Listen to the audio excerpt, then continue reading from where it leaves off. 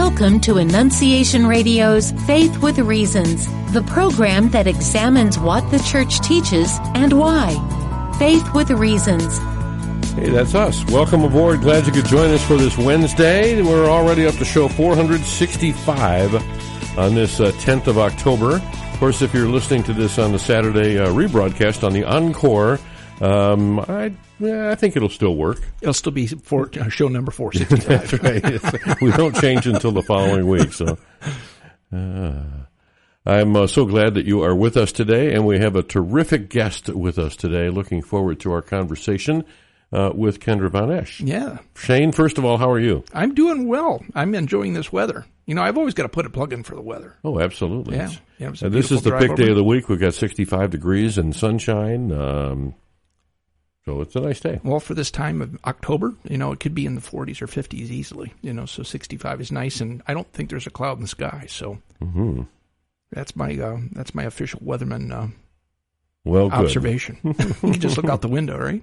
Yeah, absolutely. So what's new in your life? How's your remodeling going? It is going. It's slow but surely, but we're getting it wrapped up.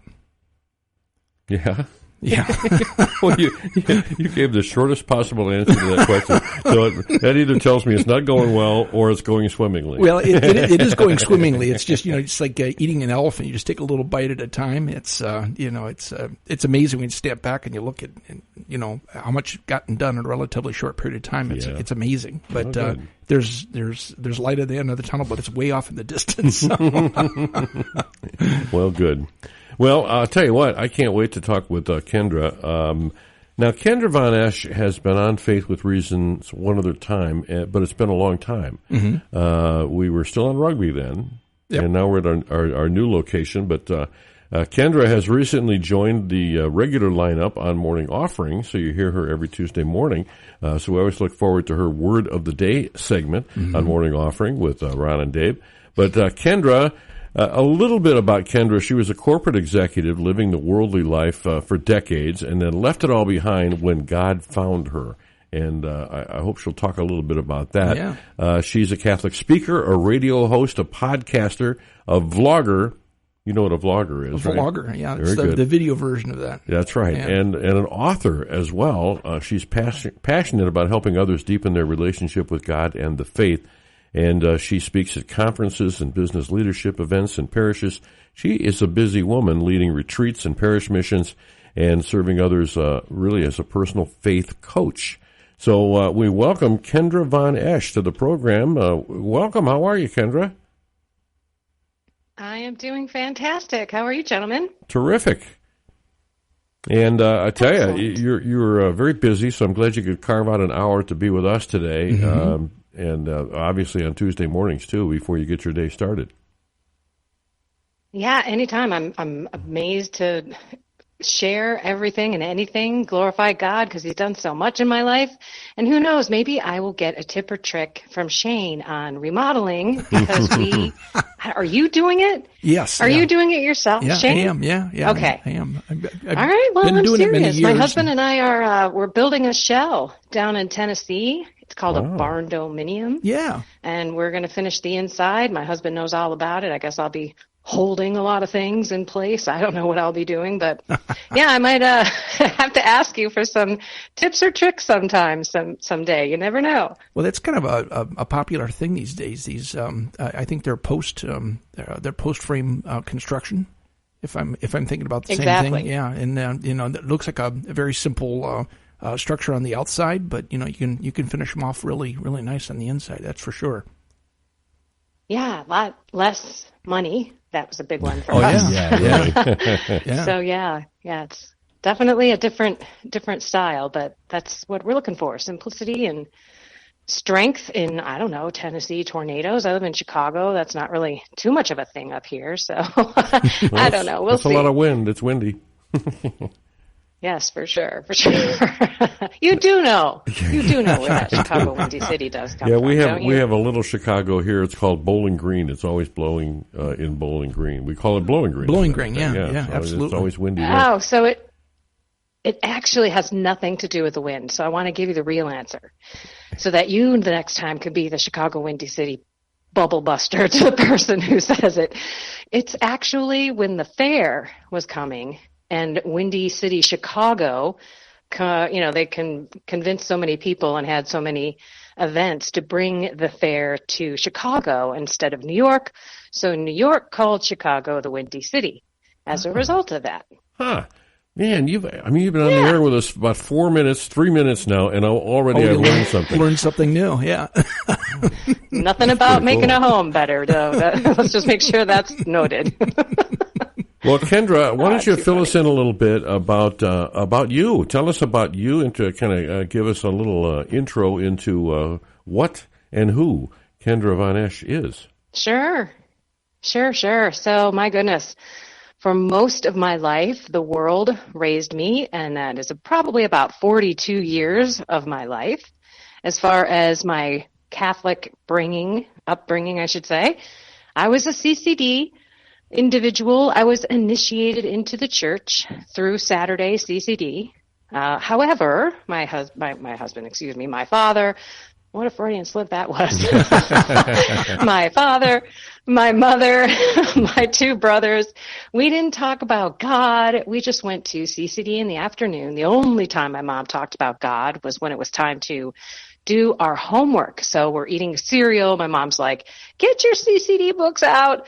I'm memorizing prayers in the car.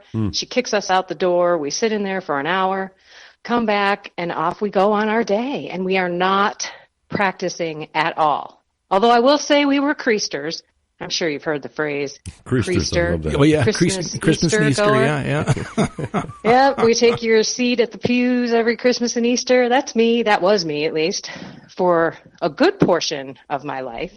But then when I left, out of the house, I was going to zero church of any kind. Not for Christmas, not for Easter. Mm-hmm.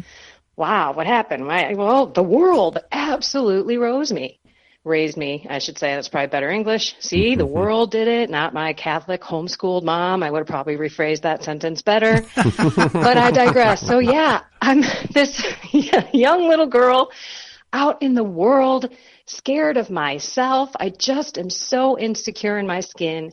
And I can kind of tie it up in this one commercial that I saw when I was 10 years old. It was, I know you two probably know it, but I'll refresh your memory. Angeli. And it goes like this. I can bring home the bacon, fry it up in a pan. Yeah, and never let you forget your name.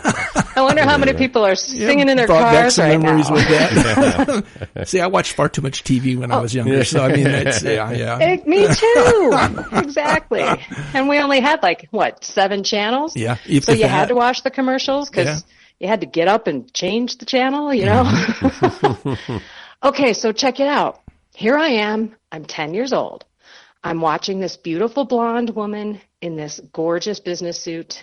Her husband's in the kitchen with her. She's flipping around a lot of bills in her hand. She's got a frying pan in her hand. Clearly, she's knowing how to cook. Later on in the commercial, she's reading tickety-tock to her kids. And I'm seriously having a heart attack. I'm overwhelmed by looking at this woman. At 10, this is how much this commercial impacted me. I was like, I got to do all that? And look like that? And I'm a 10-year-old, mousy brown, chubby tomboy. I mean, I'm raised with 2 hockey-playing brothers. I was not that. Let's just say that, you know? So it started.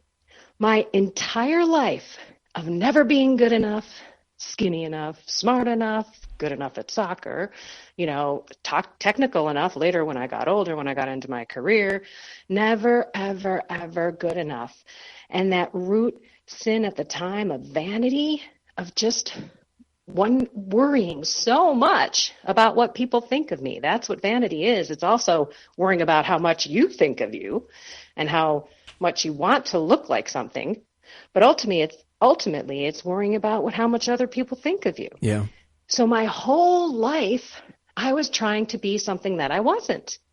I was never going to be that tall, slim woman because I'm 5'4" with chubby knees, Flintstone feet, man hands. I just don't have that frame. I could have dieted and eaten.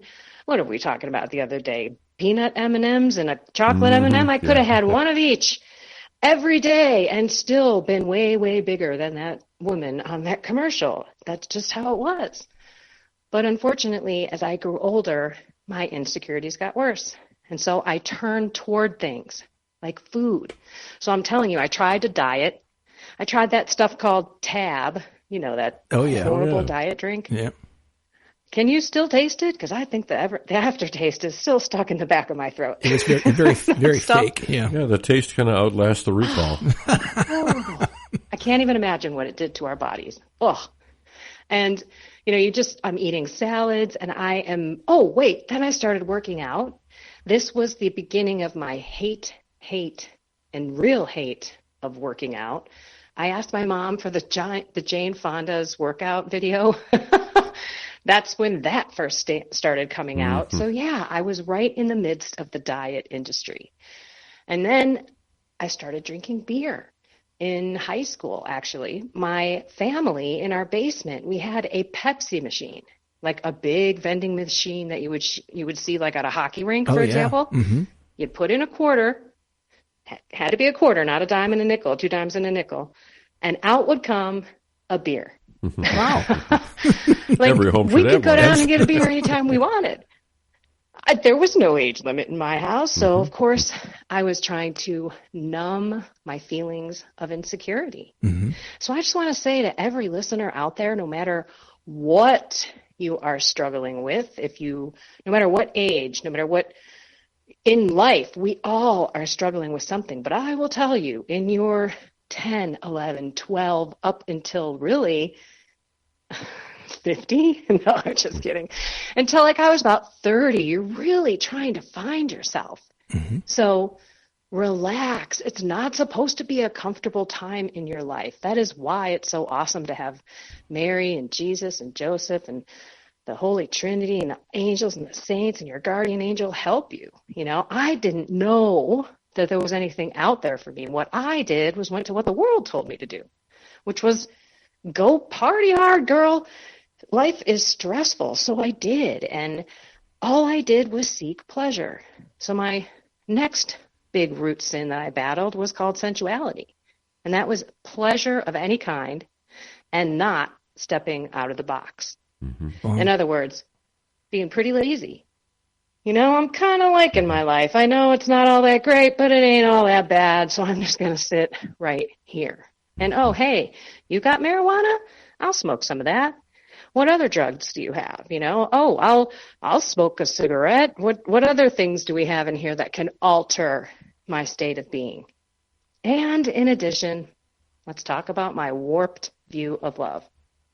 Talked about this a little bit on a Tuesday call or a Tuesday segment. But I did not know what love really was. I knew my parents' love. There was no question about it. But I didn't understand the love from someone that wasn't in my family, like from other people, like men. I saw my first pornography film at 11, hard for me to even say, and it rocked my world. Oh my gosh, what is that? What, am I supposed to do this? So from a young age, 10 years old, I'm now looking like I need to look like this Anjali woman. 11 years old, now I'm looking at people doing things that I've never even thought about, never heard about, never saw. It wasn't like it was today, where that's around the corner everywhere. And then you get out in the world and you're starting to go to boy-girl parties at that age, and it is really awkward. And so I, as a young girl, so insecure, just wanting men, meaning boys at this time, because let's face it, we were girls and boys, to like me. I just want them to like me. And it had nothing to do with sex in my mind, but maybe I have to do things in order for that to happen. So yeah, I know that there are so many young people out there that might be listening that are like, I get it. And then you feel worse because there's such usury. And especially if they don't call you, and then it's even worse. And then you try to find it in something or in someone else. Maybe it's another drug. So for me, it was pornography. I started watching pornography because I liked the experience, right? I mean, that there's pretty much a reason why people watch. Yeah. And I really didn't think about it being about other people. And so there I am. There's my life.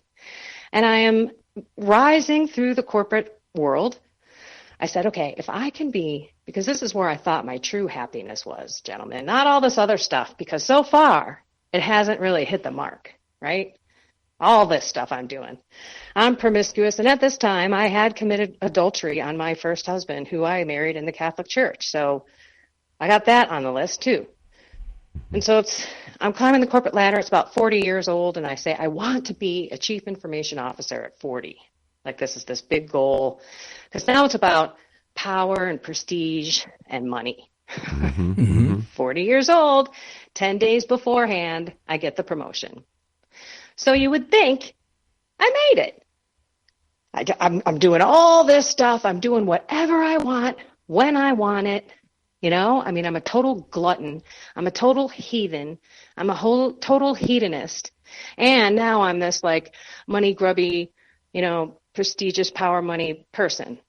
So I should be happy, right? And it just all got worse. Now, before I get started on how God pulled me out of the pits of hell, you got any questions or anything about this lovely time that I am not glorifying Satan? I am just saying that God definitely wanted all this to happen so I can share it all with you today. And I tell you, it's wonderful for you to be able to share your story. But I got to say, it sounds like a lot of people. Yeah. It does not sound like a unique story. Yeah. I mean, each story is unique to the individual, but I think a lot of people, especially given the conditions and the circumstances, it's a lot easier to fall into things than it is to have your radar up on things. Because, like you say, you don't know. You're experiencing things as they happen and reacting to them as they happen. And one thing always leads to another. So I think you're speaking to a lot of people that are going, yeah, I can identify with that. Well, and I can easily say that was my life growing up. I mean, I was I didn't have Christ seriously in my life until 42, 43 years old. And what you're describing is exactly what I went through. You know, pornography exposure at a very early age, the alcohol, the drugs. And then you know, trying to make something of myself, you know, in the corporate world. You know, you try to climb that corporate ladder, and you hit the nail on the head. You know, no matter what you do, there's always a big hole in your accomplishments. You're never satisfied, and it's a really, you know, look back on it, it was a really, really awful life. I mean, you know, you have to admit, Shane, isn't it? I mean, but didn't you think you were happy at the time, though? Well, I mean, you know, there was always happiness, but there was always happiness in pursuing. You know, I didn't get married until really late in life, and it was a first marriage, and that went south. And there's, I mean, there was even, I can look back on that, and there was problems of true happiness there, obviously, because you know, you think you have everything, and you don't, and somehow you realize that, and you just kind of want to sweep it under the rug and pretend that hole doesn't exist, but it does.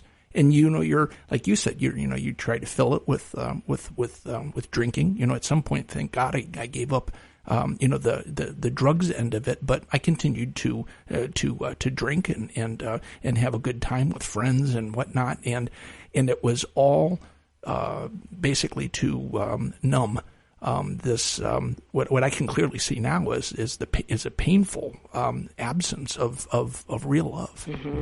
Yeah. Kendra Von Esh is our guest on Faith with Reasons today. And, yeah, Kendra, you're in Chicago, right? Correct. And now I want to kind of bring us up to a little bit. You mentioned just going toward this here that there was a certain point in your life when you got that tap on the shoulder from God.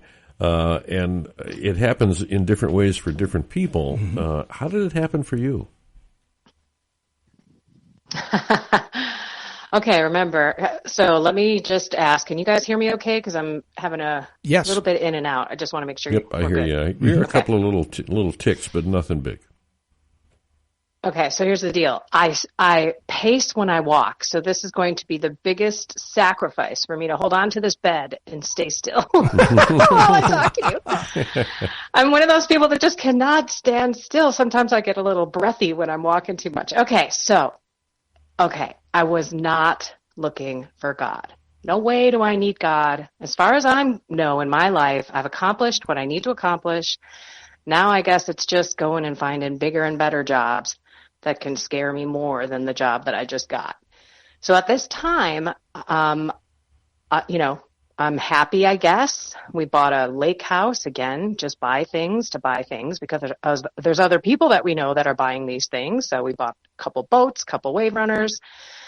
And about a year and a half into the job, we got a new boss and we were merging 3 companies together, and my life was soon going to be a complete cancer, literally toxic environment at the corporate office, because now we're going to merge 3 companies and they don't need 3 chief information officers. So 2 people are going to be out of a job. Mm-hmm. So that made me drink close to 2 bottles a night. I mean, sometimes in the middle of the night, I would get up and I would take a shot of NyQuil because I needed to get back to sleep. Like, how sad is that? Just so stressed.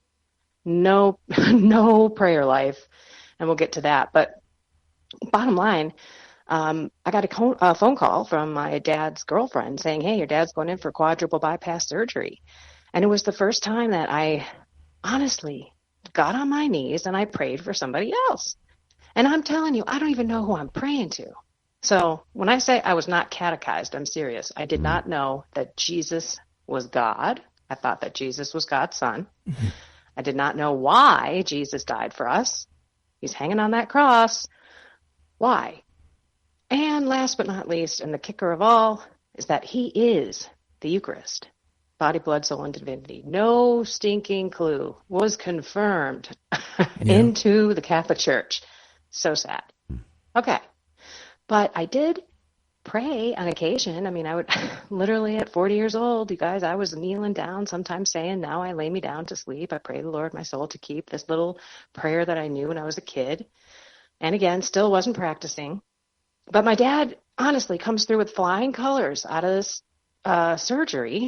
And I'm one of the 9 lepers that doesn't go back and look and thank God, don't even think about Jesus, just go on with my own selfish life, which, by the way, the opposite of faith, hope, and love is doubt, despair, and selfishness. So when you think of love and you think of selfishness, I was the epitome of it. I didn't even think of other people.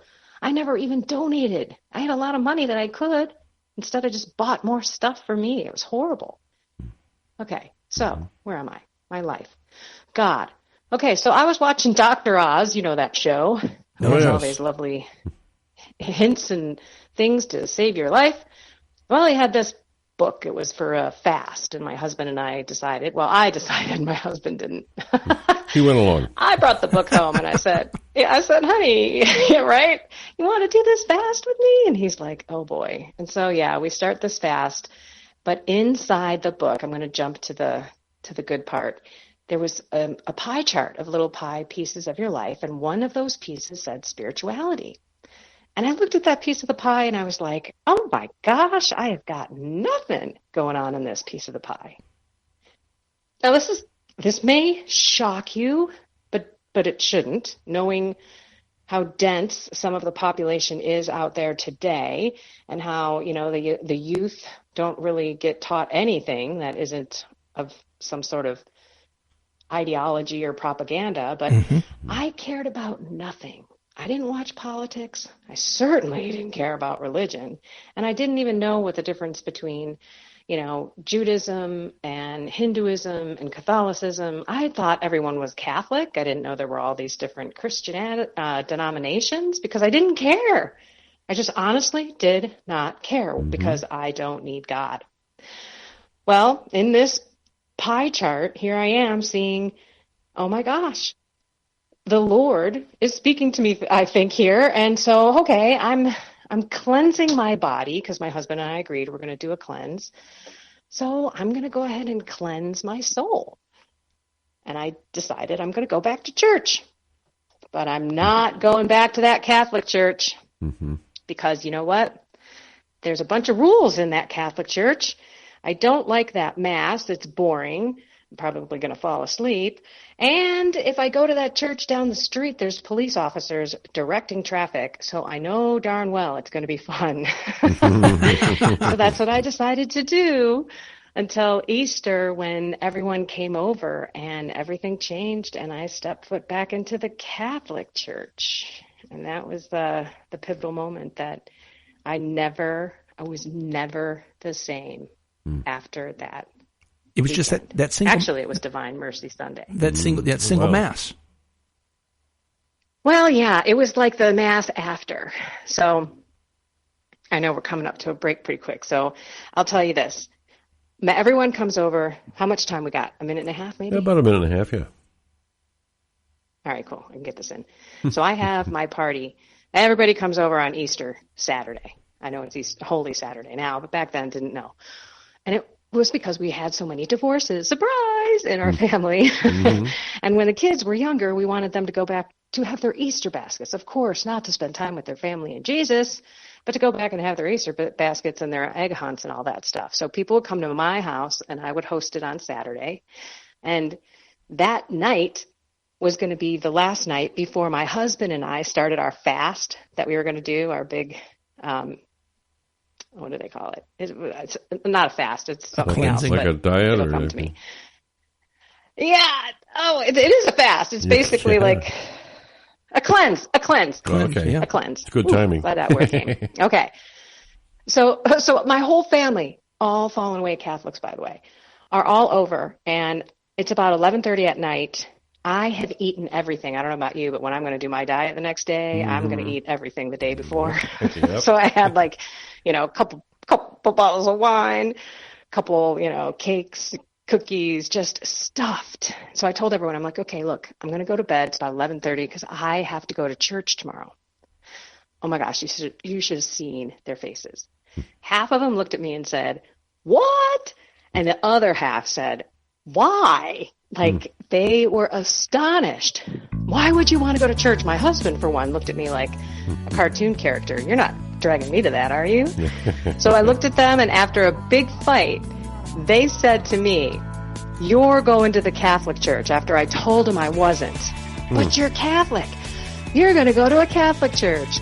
So at 11:30 at night, I found the closest Catholic church, and I set my alarm. Stay tuned for the next excitement after the break. Faith with Reasons. We'll be back with Kendra. Hello, everyone. Bishop Daniel Thomas here of the Diocese of Toledo. Just wanted to share with you my statement regarding issue number 1 being placed on the November 7th ballot this fall. The inclusion of issue 1 for a vote on the November 7th ballot should alarm us all because of its profound disregard for human life, for the health and safety of women, and for the rights of parents. Make no mistake, this amendment would not only enshrine abortion into the Ohio Constitution, but take it to its furthest extreme by placing women at risk in an unregulated abortion environment, undermining the right of parents to know if their young children are having abortions or medical treatments contrary to their beliefs, and permitting late-term abortions of babies, even up to birth. This horrific amendment should compel all of us to reject it on the grounds of its complete disrespect for human life, its disrespect for the women of Ohio, its disrespect for parents and their rights, and its disrespect for babies about to be born. I hope, pray, and encourage all people to vote no on issue 1 on November 7th. Do you have something you'd like to ask our bishop? Most Reverend Daniel Lee Thomas answers questions from our listeners each and every week on the Bishop's Corner. Send in your questions about the faith, today's cultural trends, diocesan news and events, prayer life, anything on your mind. Click the Bishop's Corner tab at AnnunciationRadio.com or on our app and listen for his answer Thursdays at 4:30 p.m., Fridays at 11, and Saturdays at noon on Annunciation Radio. Now, back to Faith with Reasons here on Annunciation Radio. Welcome back here. This is Shayne Stanfield with Ron Finn, and today we are blessed to have Kendra Von Esh. We're just in the middle of her conversion story, by the way. If you missed that or missed part of it, I encourage you to go back to the podcast and listen. That's just an amazing story. Kendra was a corporate executive who's living a worldly life for decades, and she ended up leaving it all behind when God found her. Radically changed her life.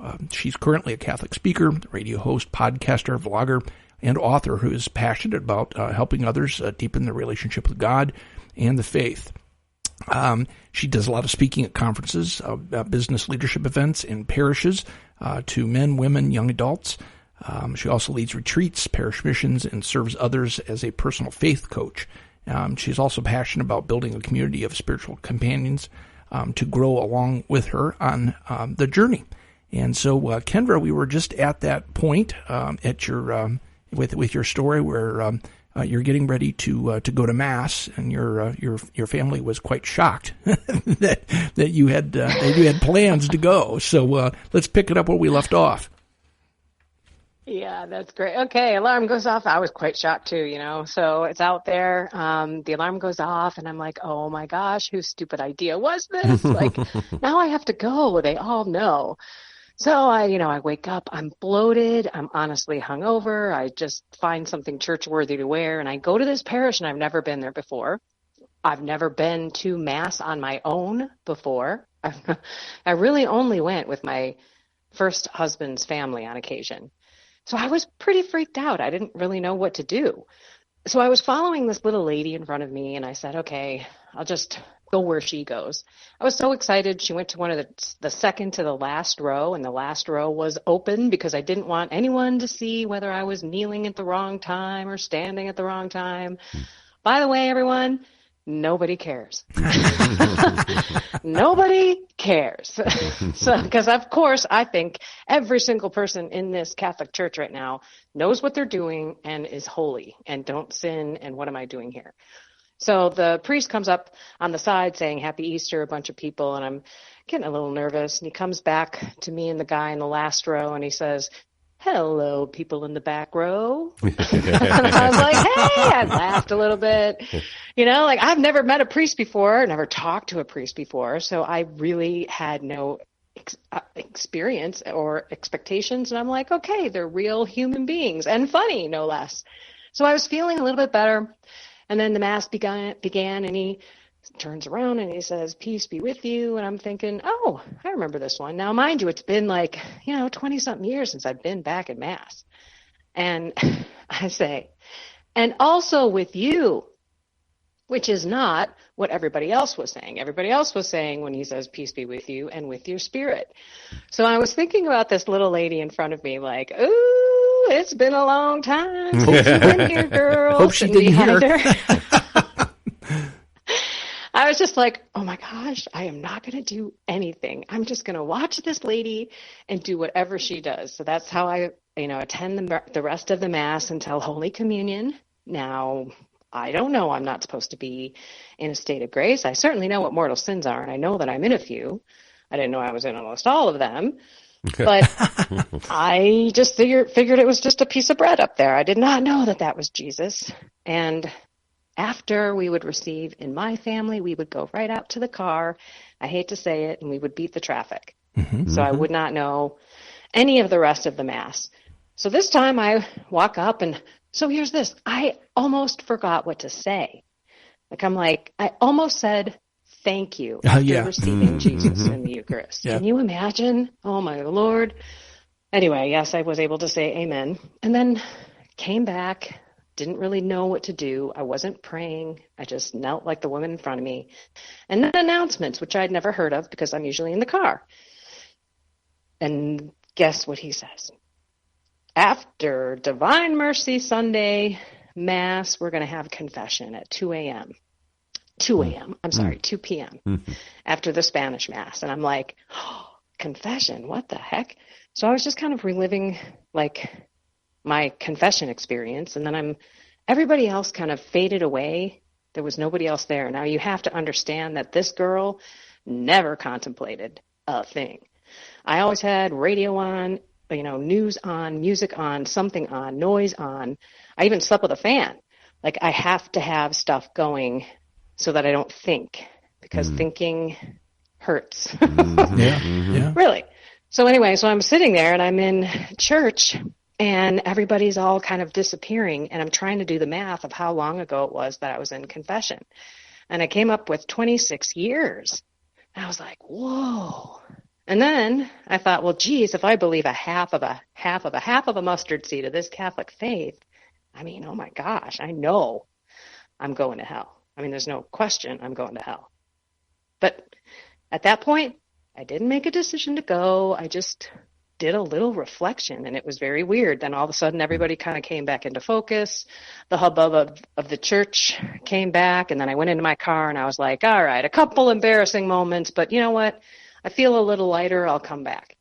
So I came back the next morning, 7:30, by myself, and then it was a beautiful day, and you know how it is when you have beautiful days in your state. You got to take advantage of it. So my husband and I said, let's go golf. Remember that company thing, 3 different companies merging into one. I was drinking like a fish. I was sleeping horribly. I was grinding my teeth. My neck hurt so bad that I wasn't getting any sleep. And so by the 3rd hole, I pretty much said, I'm out. Like my neck hurts so bad. I just have to go lay on it. So I went home, laid down with my dogs, and out of the blue, and you guys, I'm sure, understand what this voice is. It wasn't a big booming out of my head voice. It was a big booming in my head voice. 2 o'clock, confession after Spanish Mass, comes out of nowhere, you guys. Nowhere. I'm not thinking about Mass. I'm thinking about how bad my neck hurts and how I'm going to love falling asleep in this bed. And then I roll my head over and I see it's 1 o'clock. And I'm like, wow, I can make it. So guess what? I get out a piece of 8.5 by 11 sheet of paper, grab a pen. I just start writing and writing and writing. And then I flip it over and I fill out the whole other page. Like I have a general confession on a piece of paper pretty much. Because I'm like, hey, I don't know, maybe it'll make my neck feel better. So I got in the car and I drove there. It is a huge, long story from here. It's in my book if anyone's interested. But I'll tell it to you from the moment that I walk in. And I am scared to death. I am thinking, I'm shaking. I'm sweating a little bit. I can feel my throat getting that little lumpy thing, like I'm not going to be able to talk in a minute here. My chin's starting to quiver. And what I do normally when that happens, I just self-deprecate. I try to find humor into it. And so I kneel down and I hear the priest say, something like good afternoon or something like that. I don't know I clearly don't know what he says. But I get down on my knees and I'm shaking and I'm like, oh, and by the way, I only know this because of the movies. Like, it's been 26 years since I've been to this confession thing. I don't know what I'm supposed to say, but I remember it from the movies. So I say this, exactly like this. Bless me, Father, for I have sinned. Get a load of this. It's been 26 years since my last confession. And I am shaking. My page is shaking. And he says in the most beautiful, beautiful voice, welcome home. Wow. And that was when the tears just started falling from my eyes. I am telling you, it was like a faucet opened. Tsh, tsh, tsh. You can hear it all over my page. I could now no longer see the words on my page. My eyes were completely filled with blurry. Tears. Yeah. That I just, and there wasn't one Kleenex in there. Not one. And I had snot coming out of every hole in my face. I had stuff coming out of it. And I just took my golf pullover and I was wiping just snots and makeup and everything. I was a mess. But in an instant, when I heard, "Welcome home," all of my fear melted. All of my worry melted. All of my, oh my gosh, God is going to hate me. My penance is going to be forever. Went away, and this beautiful love and this beautiful peace came over me like I can't even explain. And then when it came to the absolution, oh my gosh, cue the tears again. I mean, it was like, then I was floating like my entire body. I swear, I looked down. I was not, off the bench, but I was so free, so light. And I want to tell everyone out there, that beautiful sacrament of confession is better than that sacramental of exorcism for possession of evil spirits. That's what we're doing when we're going in there. We are expelling them. They gotta go. It's more powerful. Remember, a sacrament is not a sacramental. There's all the power in that confessional. And I don't even like to call it confession anymore because I think it's more like a punishment when you look at it that way. Mm-hmm. I like to look at it like reconciliation, like I'm reconciling my heart to God. Like, God, I disappointed you. And the word cilia is in the word reconciliation. And cilia means little hair, like little eyelashes. And I just want to be eyelash to eyelash with God. So I actually was in reconciliation. I thought it was going to be a quick reconciliation until the entire third grade was in front of me. But those were the best, So I'm like, okay, now I've got a lot of time to reflect. And I actually grabbed my pen, the back of my checkbook, and just kept writing. I went on the USCCB Examination of Conscience website and pulled up the one for people who are married, gentlemen. Look at that one before you go to confession next time. You might need a pen as well. Oh, yeah. Have you looked at those? No, I do know that. Go. Now that's one that's from on the USCB site. Yeah, it's on the USCC. Sorry, I'm walking again. Yeah, USCCB.org. And then just type in examination of conscience. Don't even go on their website.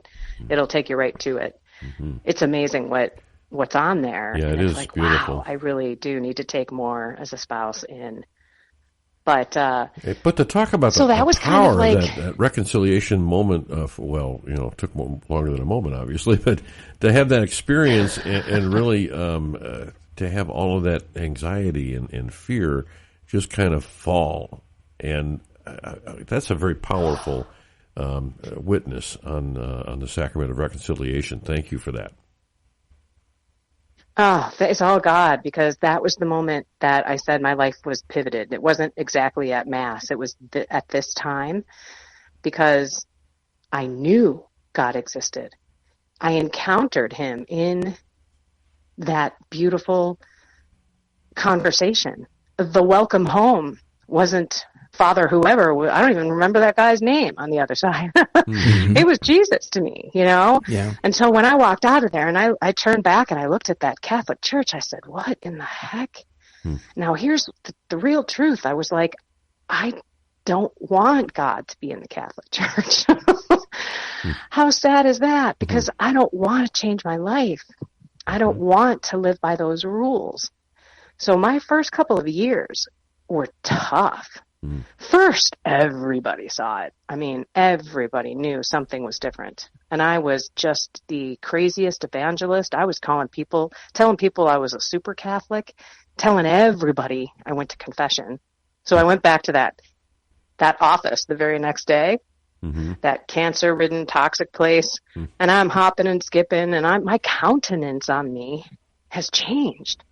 I'm no longer this person who dreads being in that office. I am now a free person in Jesus Christ and the Catholic sacraments. Like, I'm a totally different person. Well, I don't know this logically. Well, just pause you there. I mean, your workplace had to be entirely different from your perspective. Oh, they totally. Yeah. Well, they were all like looking at me, what is up with you? Like I was getting, are you on another diet? Are you exercising? One woman asked me if I was pregnant. She's like, you are just glowing. I'm like, it's not pregnancy, it's God. And now you need to know, I'm the biggest gossip in the office. I'm the tightest person with HR. I know the whole scoop in the whole, and I like that because that's power, that's knowledge, that's power. I'm also the biggest swearer and raunchiest joke teller in the whole office. I am the one that makes men blush, wow. you know? Yeah. So, they're looking, I'm a guy's gal, let's just say that. And so I fit well in on the, mahogany row with the men that, drop the bombs, if you will. Mm-hmm. Okay. So I go in and I'm starting to tell everybody how confession was and how I felt God, how God was there. I didn't even know the word evangelization, couldn't even spell it, wouldn't want to know that that's what I was doing anyway. It was just like, hey guys, I saw a great movie last night, you should see it. It's kind of how I felt, like, oh my gosh, I went to confession, you need to do this, like when my husband came home, I jumped on him the second he walked in the door. He still thought I was laying in bed. I go, you have got to go to confession. And he's like, what? I thought you were sleeping, I'm like, that's the last time I left you, And so, of course, he thinks it's the flavor of the month because I have those all the time. Oh, I'm going to try this diet. Oh, I'm going to do this workout program. Oh, I'm going to try this self-help book or whatever. Of course, never trying God ever. And so that was the real game changer. And then, I'll have to come back to share like the struggles of me and the teachings, and then my desire to pray, because prayer for me was something that I really looked at in other people and wanted. Like there was something beautiful about watching someone pray, looking at the tabernacle, looking at Jesus in the monstrance in the chapel, or just up on the cross where I'm just like, look, and then I would see tears. They would be there for hours, and I'm like, I want that. And so that's when I started seeking a spiritual director and really taking my own faith seriously, because if I'm going to learn how to, I want to know God's voice. I pretty much know right from wrong, right? At this time, I was working on my mortal sin, and I had a lot. I even had mortal sins that I didn't know were mortal sins. I don't know. It's just crazy to think about some of the things that I really fought with at the end, like birth control and abortion. Yeah. Like those were probably the two hardest for me, because I was so brainwashed by the evil one in this culture that was ingrained in me from the real, let's face it, I was born in 1970. So yeah, I grew up with those stupid sayings that I had no desire to look into or do any research on. But I will tell you this, the Holy Spirit from 2013, so this has been a 10-year journey for 10-year journey for me. Yeah, 10 long hours. And look at all that he's done. Isn't he awesome? But I think about how much he's done. Like, he's taken away my marijuana addiction. And that was through my Marian consecration to Jesus through Mary. That was a miraculous thing. I had a real battle with pornography. I still get constant, every time I go to speak, I get a lot of attacks with thoughts and memories of porn films that I've seen and things like that. It rewires your brain. Yeah, it does. Yeah, it does. It does. Shayne, I'm telling you, I am writing a book, Soul, Mind, and Body, Conquering Addictions and Bad Habits. And part of it is looking at the brain, the mind, and the body, and some of the, the biological, the chemical, and the sub-programming that we can reprogram. But we got God. We got to have God in it, and it's got to be. But we have to also understand how it all works together. So thank you for saying that, because it is. But it can be rewired back. You just have to. Oh, I remember the best counsel I received was that, some of those people, to anyone who's watching it and struggling, that some people are stuck without their own will and having to do that, where they are trafficked to do those films and to do those things, and they don't have a life of their own. And even if you watch it for free, you're still paying for something because of the advertisers. And then, of course, if you're married, then you are putting that in between your marriage. And I'm going to tell you, I know I've said this on the Tuesday morning segment, I think, but I told my husband, maybe this was a different segment, I'm not sure. It was a different radio show I was on. But I told my husband, because that was part of my healing. Like, honey, I think I need to tell you this, because this is what I've been doing. I've been doing this for many, many, many years. And he didn't know. And so if anyone knows the 14 rules of St. Ignatius' discernment of spirits, one of them being, I think, rule 13, is he wants it to be in secret. 13 or 14. We're not supposed to tell anyone. So shh, don't tell anyone. But the minute that you bring it out, it's not easy, but it's out, And so my husband, being as awesome as he is, was able to forgive me, and it was great. But, I needed to do that for me. I'm not saying that would work for everybody, but it was healing in, my relationship, taking it into confession and then never wanting to ever say those words again. And so when it does come an attack, it's usually in a moment of desolation, or when I'm preparing for a talk somewhere and they want me to fall so I can, not be saying that, oh yeah, I haven't done that in so many years. It's just amazing how the walk is, and how we have to be engaged, and how we have to learn how to pray and set that time aside, because it's just not, the fight is so hard if we don't. And that's our currency with God, is our time. Absolutely, and I'm glad that you talked about prayer, because there's a certain intentionality when you're trying to get rid of habits or sinful behavior. That's when the attacks increase, especially when you try to step away from those. The attacks intensify from the evil one. So when you talk about spending time in prayer and looking at the crucifix and looking, at the monstrance, there's power in that really kind of helps. It's obviously a struggle, but the power of prayer is so strong. I couldn't agree more. And I just run to people. So if anyone is struggling with prayer, I've heard it a million times. So I actually put together a 40-day video prayer course. Go to my website, not to plug it for myself, because if you don't use me, I don't care. I just want you to learn. And I want you to get into that practice. And I want you to rule your lower faculties, because the minute that you decide you're going to pray the next morning and you're going to set that alarm 30 minutes early, you know that the evil one is going to attack you, because he and all of his demons that have been assigned to you your whole life don't want you to get closer to God. And number two, your lower faculties, meaning your body, don't let your body be your mind at that time, because it's used to sleeping then.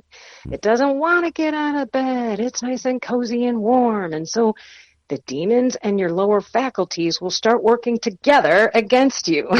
So you need to know, the minute that I decide in consolation that I am going to get up earlier, the Kendra really inspired me. Look at Ron and Shane. We're all going to do this. We're all going to get up earlier tomorrow and spend a little more time with God. Why not? Then the alarm goes off, and the reality and the attacks come. And this is where I just want to say, you pull off those covers, you spin your legs out, and you stand up, and you don't even think about it. You don't let Satan win. Because the minute that you sit there and you start the excuses, it's over. Yeah, that's right. Like you got to be, that's why it's engaging and fighting immediately. Like when you say no, so James 4:7, flee the devil and the devil will flee you. But you got to do it fast. I mean, don't hang around and kind of have a conversation with him and kind of, debate. Oh, well, maybe we can do this. And no, just in the name of Jesus, I renounce the spirit of tiredness or lack of piety or spiritual sloth. That's a huge one. And then get the heck up out of bed, and feel the calmness. That's a lot of what happens when we're paying attention to. We can feel that calmness, just like I did in the confessional. I can cast those spirits out, not me in Kendra's name, but me in Jesus' name, and have that same peace.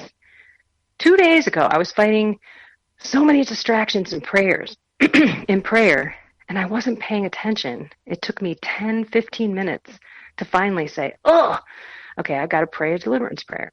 So I stopped and I said, in the name of Jesus Christ, I bind the spirit of laziness, spiritual sloth, distraction, confusion, obsession, harassment. I've got a whole book of spirits, so I highlight a lot that bother me. Mm-hmm. And then, I cast him out in his name, push him to the foot of the Holy Cross, and then there's like this overwhelming peace, like someone just plugged me into the Calm bar, or like gave me a lewd back in the day when we used to say lewds. Gave me a drug that was like, ooh, give me a lewd, or take a lewd, dude. That's how I felt. Like, oh, someone just gave me a lewd. And I hate to say the drug reference, but that's how it feels. It's so beautiful. Well, I do want to say, since you mentioned it, I mean, and we want to make sure that our listeners have an idea of how to access your material. Your website is KendraVonEsh.com, and that's KendraVonesh.com. I'm on there now. There's a lot of information here that you offer, and of course, if anybody wants to bring you out to talk, I mean, this is how they're able to get in touch with you. Yeah, they can do faith coaching. You can go to Faith Services. That's where my coaching is. That's where the video program is. I think my book's there. My podcast. So if you want to listen to me, I have just a little.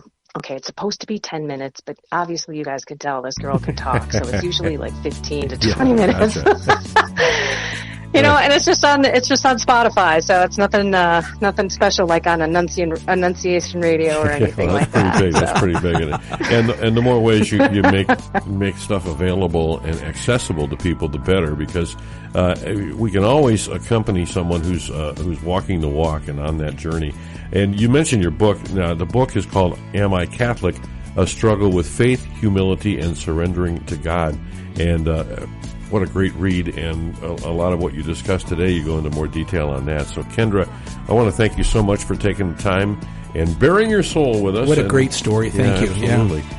And well, don't thank me. Thank God he did it all, and happy to be on and happy to come back. So bless you guys. Keep up the good work. Thank you, and good luck in the rest of your mission too.